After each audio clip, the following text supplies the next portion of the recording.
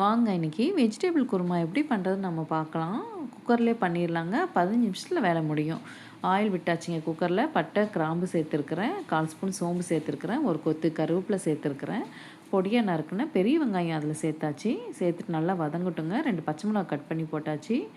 இஞ்சி பூண்டு பேஸ்ட்டு அரைச்சிட்டு நல்லா ஒரு 1.5 ஸ்பூனுக்கு சேர்த்துருக்குறேன். ஒரு பெரிய தக்காளி ஒன்று பொடியாக கட் பண்ணி சேர்த்துருக்குறேன்.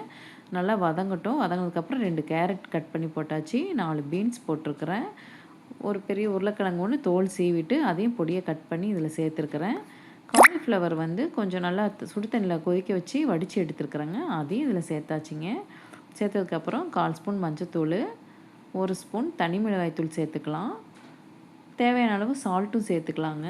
குக்கரில் பண்ணுறனால நம்ம சீக்கிரமாக பண்ணி எடுத்துடலாம். இது ட்ரை பண்ணி பாருங்கள். 1/4 ஸ்பூனுக்கு கரம் மசாலா சேர்த்துருக்குறேன். 1 ஸ்பூன் குழம்பு மிளகாய் தூளும் சேர்த்துருக்குறேன்.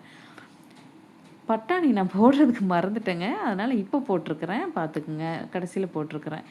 தேங்காய் ஒரு கைப்பிடி அளவு, சோம்பு 1 ஸ்பூனு, 1.5 ஸ்பூனுக்கு கசகசா, 4 முந்திரி பருப்பு சேர்த்து பேஸ்ட்டாக அரைச்சி எடுத்தாச்சுங்க.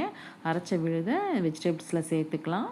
சேர்த்துட்டு நல்லா வதக்கி விட்டுட்டு காஃபி குடிக்கிற டம்ளரில் 2 டம்ளர் தண்ணி மட்டும் விட்டுருக்கேங்க. தண்ணி நிறைய வேண்டாம். நம்ம சட்டியில் வச்சா தான் தண்ணி நிறைய தேவைப்படும். குக்கர்னால நமக்கு தண்ணி கம்மியாகவே போதும். 2 டம்ளர் தண்ணி சேர்த்தாச்சு. தேவையான அளவு உப்பு எல்லாமே டேஸ்ட் பார்த்துக்குங்க. பார்த்துட்டு குக்கர் மூடி போட்டு ஒரு 2 விசில் விட்டால் போதுங்க. பாருங்கள், 15 நிமிஷத்துல இந்த குழம்பு ரெடி பண்ணிடலாம். 2 விசில் வந்தாச்சு. 2 விசில் வந்ததை நான் ஆஃப் பண்ணிட்டேன். ப்ரெஷர் அடங்கட்டும். ஓப்பன் பண்ணி உங்களுக்கு காட்டுறேன் பாருங்கள். குருமா எப்படி வந்திருக்குன்னு பாருங்கள். நல்லா மணமாக இருக்குதுங்க.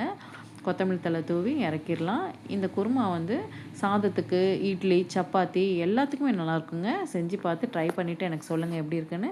என் சேனல் பிடிச்சிருந்தா லைக் பண்ணுங்கள், சப்ஸ்கிரைப் பண்ணுங்கள்.